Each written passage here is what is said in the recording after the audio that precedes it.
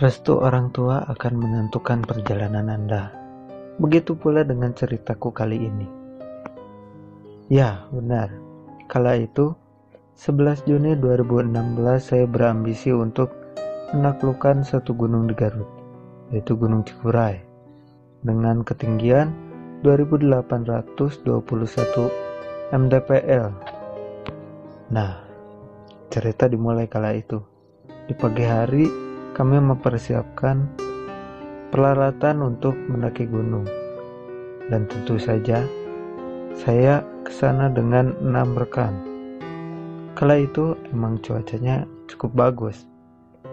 Nah, di perjalanan mulai tampak gerimis. Mungkin itu sebuah pertanda dari kesombongan aku kala itu. Dengan tanpa restu orang tua, saya kabur dari rumah untuk menaklukkan Gunung Cikuray. Perjalanan kita mengalami sebuah kepanikan tersendiri. Hujan dan badai kala itu. Ketika itu kami diturunkan oleh supir di sebuah tempat. Saya pikir itu pos 1, yaitu pos pemancar. Ternyata bukan. Dan saya bingung kala itu. Ternyata itu sebuah rumah atau pemukiman tempat warga menuju Gunung Cikuray tanpa pos pemancar. Nah, kala itu emang tidak ada tanda apa-apa. Ya syukur alhamdulillah. Kami pun berdoa kala itu di kaki Gunung Cikuray dengan harapan tidak terjadi apa-apa. Pukul jam 12 kami pun sampai di kaki Gunung Cikuray dan kami pun bergegas untuk mendaki gunung agar tidak kemalaman. Kala itu emang hujan, jadi kita agak lambat. Ada satu teman saya, dia pertama kali muncak dan saya ajak ke Gunung Cikuray. Nah, di perjalanan menuju pos 2 kala itu emang tidak ada hambatan. Tetapi di perjalanan ada kakek-kakek. Coba bayangkan, ada kakek-kakek di kaki gunung sedang apa? Dan teman saya iseng. Dia bertanya seperti ini. Ki, nuju naon ki? Dalam bahasa Indonesia seperti menanyakan, kek sedang apa kek? Dan kakek-kakek itu menjawab, hah, mungkin artos. Dalam bahasa Indonesia dapat diartikan, hah, minta uang, seperti itu. Nah, kami kaget kala itu. Dan kami hiraukan kakek-kakek itu dengan tatapan yang sangat cukup menakutkan bagi saya. Dan kita mendaki gunung. Sesampainya di pos 3, hujan lebat. Kami pun bergegas membuka tenda dadakan seperti itu. Di sana kami istirahat cukup lama, sekitar sampai jam 5 hujan reda. Ya benar, sebentar lagi itu malam tiba. Nah, ada hal yang menarik di sana kala itu. Ada teman saya yang ketakutan ketika mengingat kakek itu. Dia bercerita, kenapa dengan kakek itu? Apakah emang sifatnya seperti itu? Atau mungkin kakek-kakek itu emang tidak ada? Tapi aku yakin itu manusia. Nah, setelah hujan reda, kami pun bergegas untuk mendaki lagi. Di perjalanan, saya pun masih teringat azan maghrib pun tiba. Kami pun beristirahat lama. Sesampainya di pos 4, kami pun sedikit kemalaman karena kita beristirahat dari maghrib sampai isya. Ya emang seperti kebiasaan ketika mendaki gunung, istirahat, kami pun mematikan lampu kala itu. Memang tidak ada apa-apa. Dan saya sebagai leader, pemimpin yang mencari jalan itu. Banyak yang menyangka bahwa aku bisa dan mencari jalan itu. Dengan sombong, aku berbicara pada rekanku, saya bisa mencari jalan yang lain. Dan saya pun sangat berambisi untuk menaklukkan Gunung Cikuray dengan kesombongan. Ya, itu memang salah. Dengan tidak direstui orang tua, dengan kesombongan, ya, untung saya selamat sampai sekarang. Nah, di perjalanan pun saat istirahat kala itu sekitar jam 8 kami istirahat, belum mencapai puncak. Saya mematikan lampu dan rekan-rekan pun sama mematikan lampu. Kala itu gelap gulita, ditemani lagu mellow seperti payung teduh. Betapa nyamannya kala itu. Dan dengan iseng saya menyenter satu persatu pohon yang ada di depan saya. Ketika saya mencari tulisan pos, memang tidak ada. Dan saya melihat sesuatu di sana. Sosok warna putih. Seperti wanita. Ya, aku pikir itu bukan apa-apa atau cuman ilusi semata. 2 kali aku melihat, saya mulai ketakutan. Emang menakutkan kala itu. Saya melihat wajah perempuan di tengah hutan malam-malam di belakang pohon. Aku gak sanggup sih untuk menceritakan, tapi ya ini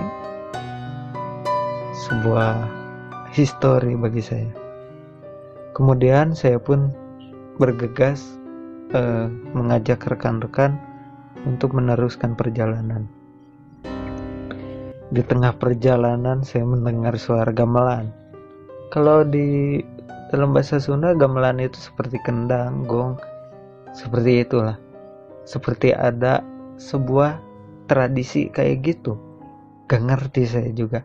Di tengah hutan, di tengah gunung, ada suara gamelan dari mana. Saya pun mulai merinding, dan saya pun belum sanggup bercerita kepada teman. Dan saya pun melanjutkan perjalanan. Kala itu sekitar jam 9,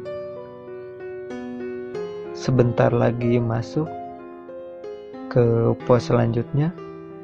Ada uang receh jatuh dari pohon. Gak ngerti saya. Dan kata teman saya, jangan diambil.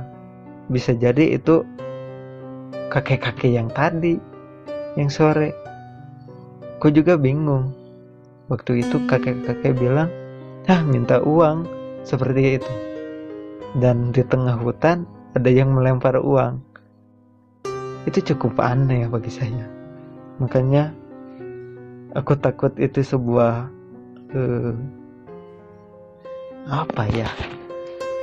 sebuah ya mungkin kakek-kakek itu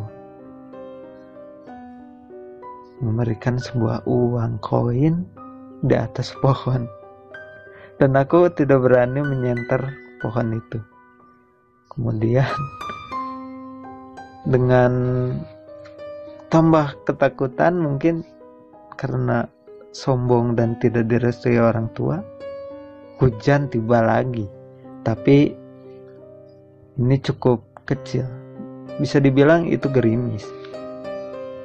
Nah, ketika mau sampai di puncak Cikuray, aku mendengar sosok berbisik.